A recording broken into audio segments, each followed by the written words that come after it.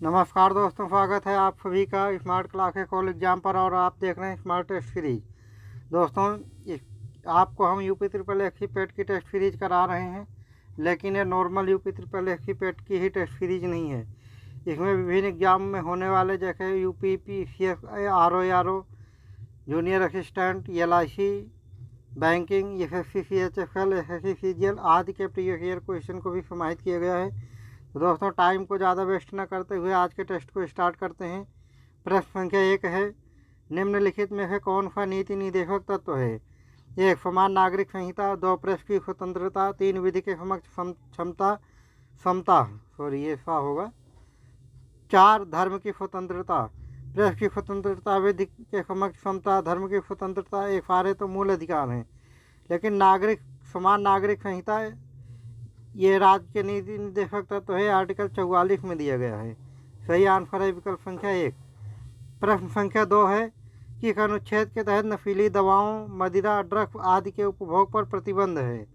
1 article 37, 2 article 47, 3 article 50, 3 article 48, 4 article 50। तो article 47 के तहत नशीली दवाओं, मदिरा, ड्रग्स आदि के उपभोग पर प्रतिबंध है। सही आंसर है विकल्प संख्या 2। स्वास्थ्य वर्धक खाने के बारे में बताया गया है उसमें। प्रश्न संख्या 3 है, मूल कर्तव्य किस समिति की सिफारिश पर शामिल किए गए हैं? 1 आयंगर समिति, 2 सचिन तेंदुलकर समिति, 3 बलवंत राय मेहता समिति, 4 स्वर्ण सिंह समिति। मूल कर्तव्य स्वर्ण सिंह समिति की सिफारिश पर शामिल किए गए हैं। सही आंसर है विकल्प संख्या 4। प्रश्न संख्या 4 है, कौन सी शक्ति राष्ट्रपति की विधायी शक्ति है? 1 संसद का आहूत करना, 2 संसद की बैठक स्थगित करना, 3 अध्यादेश जारी करना, 4 संसद का सत्रावसान करना।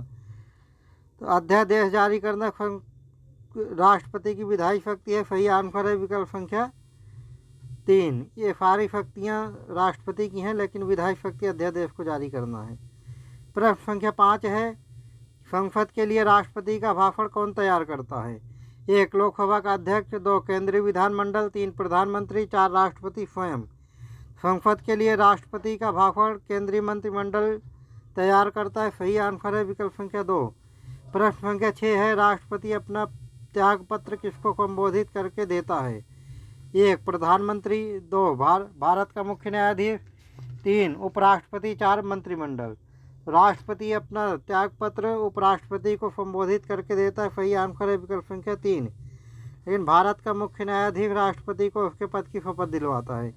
अगर मुख्य न्यायाधीश नहीं रहेगा तो सुप्रीम कोर्ट के जो मोस्ट सीनियर जज होगा, उसके मोस्ट सीनियर न्यायाधीश होंगे, उनके उपस्थिति में राष्ट्रपति शपथ लेगा।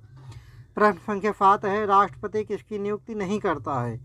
1 महान्यायवादी, 2 नियंत्रक एवं महालेखा परीक्षक, 3 राज्यों के राज्यपाल, 4 सत्र न्यायालय के न्यायाधीश। राष्ट्रपति महान्यायवादी, नियंत्रक एवं महालेखा परीक्षक, राज्यों के राज्यपाल की नियुक्ति तो करता है, लेकिन सत्र न्यायालय के न्यायाधीशों की नियुक्ति नहीं करता है। सही आंसर है विकल्प संख्या 4। प्रश्न संख्या 8 है, राष्ट्रपति को कौन सा विशेषाधिकार प्राप्त नहीं है? 1 साधारण बिल पर पुनर्विचार हेतु लौटाना बिल। दोस्तों, टाइपिंग एरर हो जाती है कई बार, लेकिन आपको टेस्ट लेक्चर में सुधार दिया जाएगा। 2 वित्तीय बिल को पुनर्विचार हेतु लौटाना, 3 लोकसभा को भंग करना, 4 उपरोक्त में से कोई नहीं। तो वित्तीय बिल को पुनर्विचार हेतु नहीं लौटा सकते हैं, राष्ट्रपति को ये विशेषाधिकार प्राप्त नहीं है। बाकी साधारण बिल को लौटा सकते हैं, लोकसभा को भंग कर सकते हैं। सही आंसर है विकल्प संख्या 2। प्रश्न संख्या 9 है, राष्ट्रपति की क्षमादान की शक्ति कौन सी शक्ति है? 1 न्यायिक शक्ति, 2 विधायी शक्ति, 3 कार्यपालिका शक्ति, 4 वीटो शक्ति। राष्ट्रपति की क्षमादान की शक्ति न्यायिक शक्ति है। सही आंसर है विकल्प संख्या 1। प्रश्न संख्या 10 है, अनुच्छेद 78 में किसके दायित्वों का प्रावधान है? 1 लोकसभा का अध्यक्ष, 2 राज्यसभा का सभापति, 3 राष्ट्रपति, 4 प्रधानमंत्री। तो अनुच्छेद 78 में प्रधानमंत्री के दायित्वों का प्रावधान है। सही आंसर है विकल्प संख्या 4। प्रश्न संख्या 11 है, राष्ट्रपति सुरक्षा समिति का प्रधान कौन होता है? 1 राष्ट्रपति, 2 प्रधानमंत्री, 3 उपराष्ट्रपति, 4 गृह मंत्री। तो राष्ट्रीय सुरक्षा समिति का प्रधान प्रधानमंत्री होता है। सही आंसर है विकल्प संख्या 2। प्रश्न संख्या 12 है, लाभ के पद का निर्णय कौन करता है? 1 संसद, 2 राष्ट्रपति, 3 उच्चतम न्यायालय, 4 मंत्रिमंडल। तो लाभ के पद का निर्णय संसद करता है। सही आंसर है विकल्प संख्या 1। प्रश्न संख्या 13 है, लोकसभा में अनुसूचित जाति के लिए कितनी सीटें आरक्षित हैं? 1 59, 2 69, 3 74, 4 84। तो लोकसभा में अनुसूचित जाति के लिए 84 सीटें आरक्षित हैं। सही आंसर है विकल्प संख्या 4। ये आर्टिकल 330 में दिया गया है। प्रश्न संख्या 14 है, कौन से संविधान संशोधन में लोकसभा की सीटें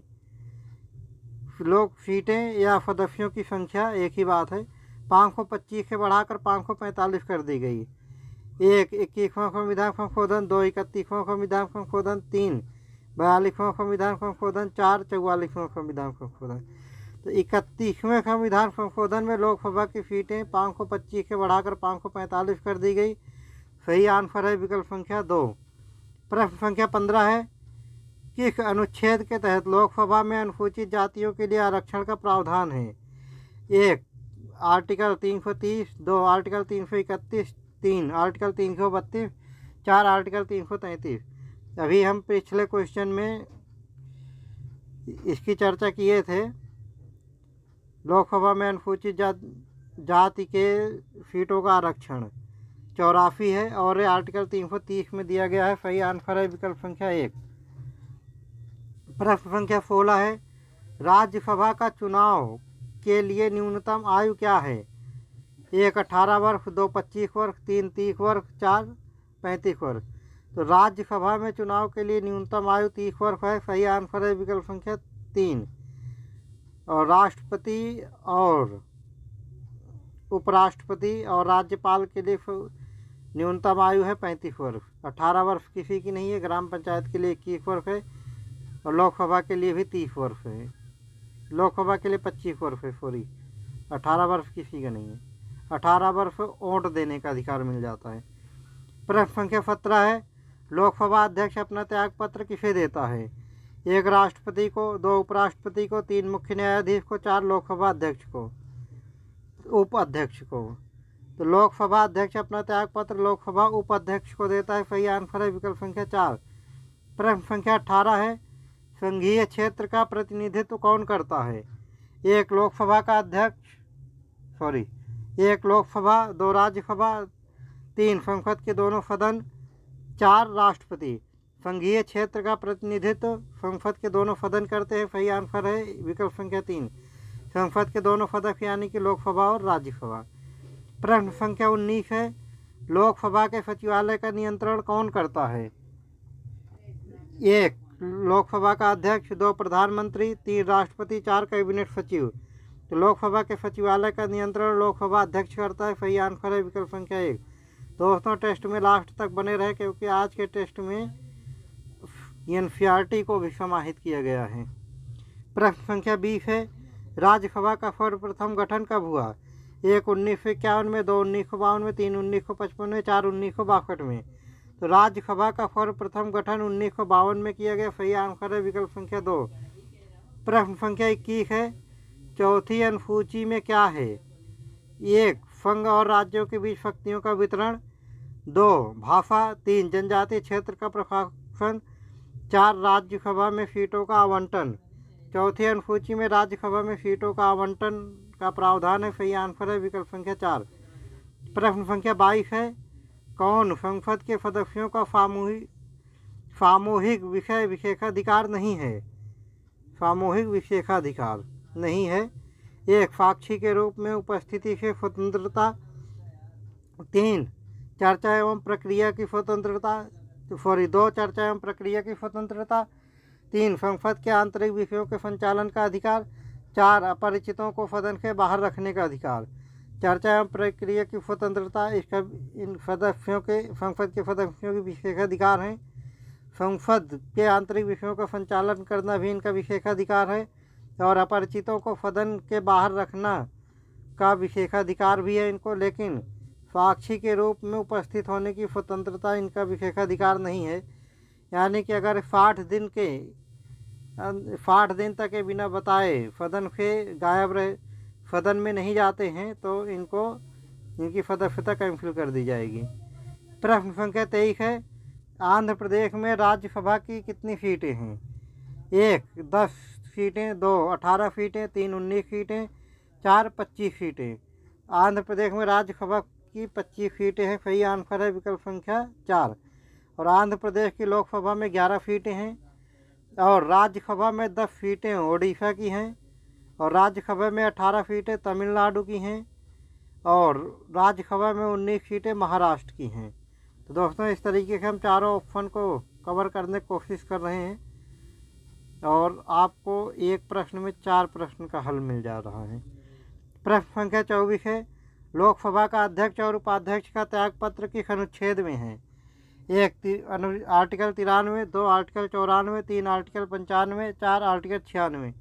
तो लोकसभा का अध्यक्ष और उपाध्यक्ष का त्यागपत्र आर्टिकल 94 में है। सही आंसर है विकल्प संख्या 2। प्रश्न संख्या 25 है, संसद का सचिवालय किस अनुच्छेद में है? 1 अनुच्छेद आर्टिकल 96, 2 आर्टिकल 97, 3 आर्टिकल 98, 4 आर्टिकल 99। संसद के सचिवालय का प्रावधान आर्टिकल 98 में है। सही आंसर है विकल्प संख्या 3।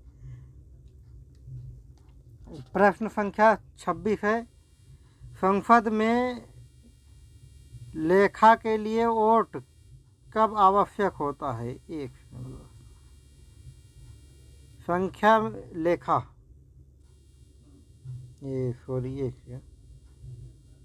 ये लेखा होगा। संसद में लेखा के लिए वोट कब आवश्यक होता है? 1 जब सरकार का व्यय राजस्व प्राप्तियों से अधिक होता है। 2 जब बड़े कार्यक्रमों के वित्त व्यवस्था हेतु अधिक धन की आवश्यकता होती है। 3 जब समय सीमा के अंदर सामान्य बजट पारित होने की आशा नहीं होती है। 4 जब आपातकाल होता है। संसद में लेखा का वोट तब आवश्यक होता है जब समय सीमा के अंदर सामान्य बजट पारित होने की आशा नहीं होती है। सही आंसर है विकल्प संख्या 3। प्रश्न संख्या 27 है, लेखा अनुदान संघ सरकार को किसके लिए अनुमति प्रदान करता है? 1 निश्चित अवधि के लिए भारत की संचित निधि से धन निकालने के लिए। 2 आरबीआई से धन उधार लेने के लिए। 3 राज्यों को अनुदान देने के लिए। 4 सार्वजनिक ऋण लेने के लिए। लोकसभा लेखा अनुदान संघ सरकार के लिए अनुमति तब प्रदान करता है जब निश्चित अवधि के लिए भारत संचित निधि से धन निकालने के लिए तब प्रदान करता है। प्रश्न संख्या 28 है, राज्य सरकार एवं उनकी कार्यप्रणाली किस भाग में है? 1 भाग 5 में, 2 भाग 6 में, 3 भाग 7 में, 4 भाग 8 में। तो राज्य सरकार एवं उनकी कार्यप्रणाली भाग 6 में है। सही आंसर है विकल्प संख्या 2। प्रश्न संख्या प्रश्न संख्या 29 है, किसी राज्य के विधान परिषद की स्थापना और समाप्ति का प्रावधान किस अनुच्छेद में है? 1 अनुच्छेद या आर्टिकल 166, 2 आर्टिकल 167, 3 आर्टिकल 168, 4 आर्टिकल 169। राज्य के विधान परिषद की स्थापना और समाप्ति का प्रावधान आर्टिकल 169 में है। सही आंसर है विकल्प संख्या 4। प्रश्न संख्या 30 है, राज्यपाल की नियुक्ति का प्रावधान किस अनुच्छेद में है? 1 आर्टिकल 154, 2 आर्टिकल 155, 3 आर्टिकल 152, 4 आर्टिकल 153। राज्यपाल की नियुक्ति का प्रावधान आर्टिकल 155 में है। सही आंसर है विकल्प संख्या 2। प्रश्न संख्या 31 है, किस संविधान संशोधन के तहत एक व्यक्ति को 2 या 2 से अधिक राज्यों का राज्यपाल बनाया हो सकता है? 1 7वां संविधान संशोधन, 2 21वां संविधान संशोधन, 3 42वां संविधान संशोधन, 4 61वां संविधान संशोधन। 7वें संविधान संशोधन के अंदर ये बताया गया है, प्रावधान किया गया है कि एक व्यक्ति को 2 या 2 से अधिक राज्यों के लिए राज्यपाल बनाया जा सकता है। सही आंसर है विकल्प संख्या 1। और इसमें ये भी कहा गया है 7वें संविधान संशोधन में कि एक या दो से अधिक राज्यों के लिए एक हाई कोर्ट हो सकती है। और आर्टिकल 21 भाषा से संबंधित है और मतलब भाषा को जोड़ी गई 15वीं भाषा जोड़ी गई, शायद सिंधी थी, अभी ध्यान नहीं आ रहा है, हम आपको ये ज़रूर बताएंगे। 42वें संविधान संशोधन में बहुत सारे प्रावधान किए गए जिसके लिए इसको मिनी कॉन्स्टिट्यूशन भी बोला जाता है। प्रश्न संख्या 32 है, राज्यपाल किसके प्रति उत्तरदायी होता है? 1 विधानसभा के प्रति, 2 राष्ट्रपति के प्रति, 3 प्रधानमंत्री के प्रति, 4 मुख्यमंत्री के प्रति। राज्यपाल राष्ट्रपति के प्रति उत्तरदायी होता है, सही आंसर है विकल्प संख्या 2। प्रश्न संख्या 33 है, राज्यपाल को शपथ कौन दिलवाता है? 1 राष्ट्रपति, 2 भारत के मुख्य न्यायाधीश, 3 उच्च न्यायालय का मुख्य न्यायाधीश, 4 विधानसभा का अध्यक्ष। राज्यपाल को शपथ उच्च न्यायालय का मुख्य न्यायाधीश करवाता है, मतलब संबंधित राज्य के उच्च न्यायालय का, जहाँ का वो राज्यपाल बनेगा वहाँ के उच्च न्यायालय का मुख्य न्यायाधीश शपथ दिलवाता है। लेकिन राज्यपाल अगर अपना इस्तीफा देना चाहे तो राष्ट्रपति को संबोधित करके अपना इस्तीफा देता है। सही आंसर है विकल्प संख्या 3। प्रश्न संख्या 34 है, किसी राज्य का प्रथम विधि अधिकारी कौन होता है?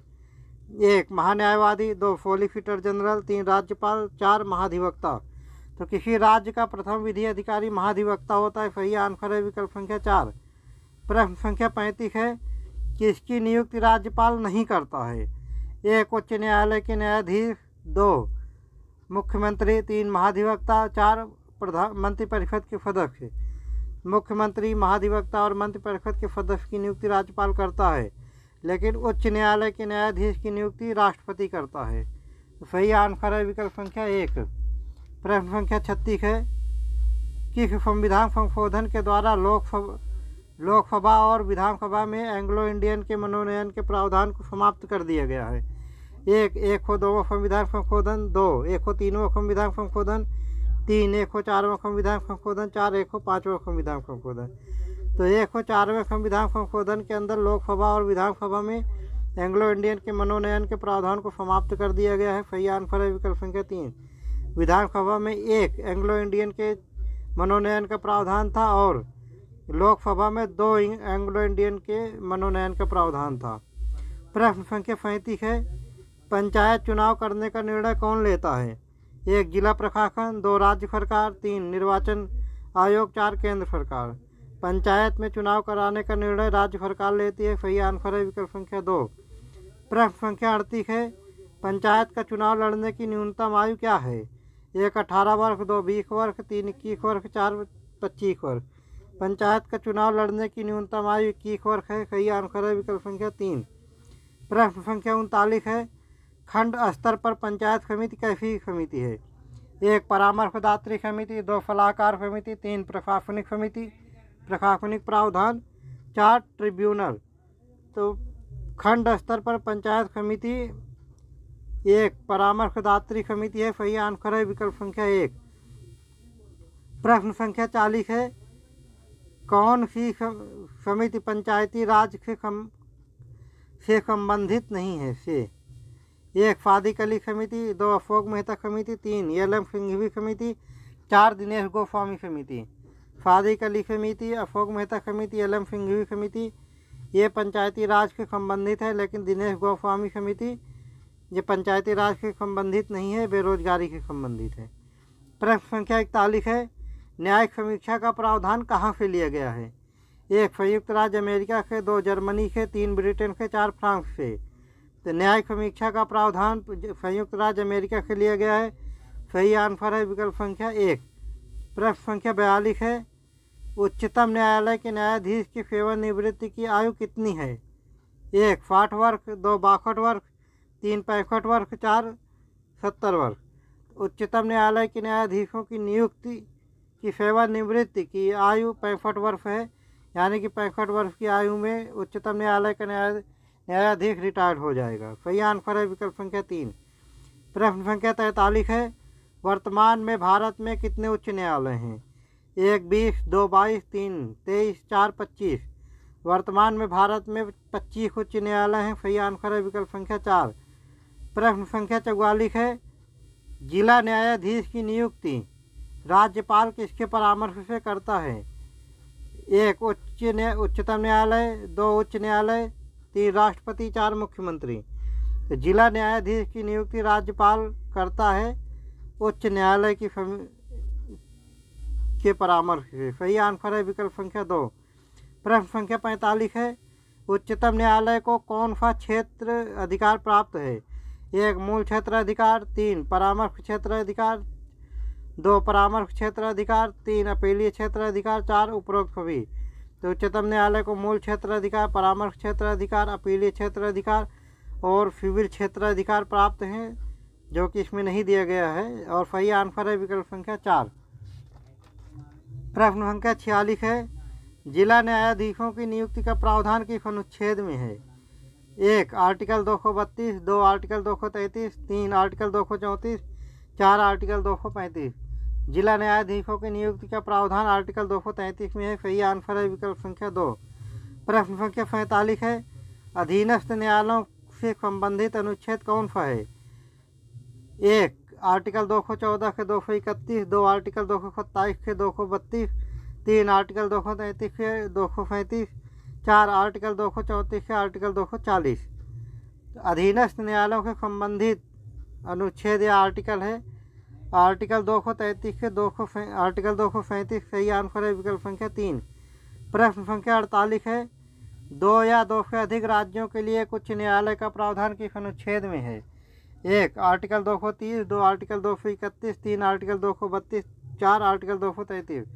तो 2 या 2 से अधिक राज्यों के लिए उच्च न्यायालय का प्रावधान आर्टिकल 231 में है।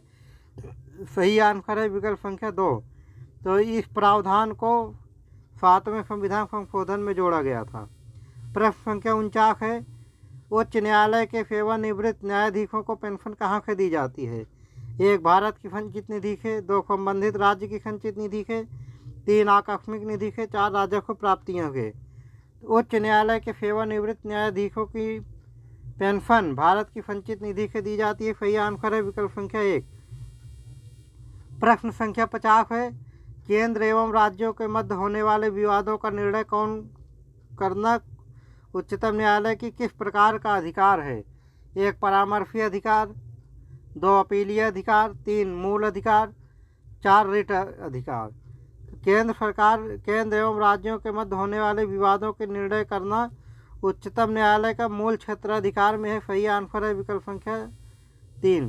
तो दोस्तों, आज के 50 प्रश्न समाप्त हुए और उम्मीद है कि आज के टेस्ट में आप लोगों ने बहुत कुछ नया सीखा होगा और पुराने प्रीवियस ईयर के क्वेश्चन का रिवीजन किया होगा। तो दोस्तों, अगर आप लोगों को ये टेस्ट ठीक लग रहा है और सही लग रहा है और अच्छी जानकारी मिल रही है, हमारे चैनल स्मार्ट क्लास के कॉल एग्जाम को लाइक, सब्सक्राइब और शेयर ज़रूर करें। अगली वीडियो में कल फिर मिलते हैं, तब तक के लिए जय हिंद।